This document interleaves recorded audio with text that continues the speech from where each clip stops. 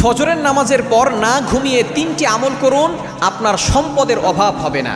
নবীজি ইসলাম নিজে আমলগুলোর কথা বলে দিয়েছেন।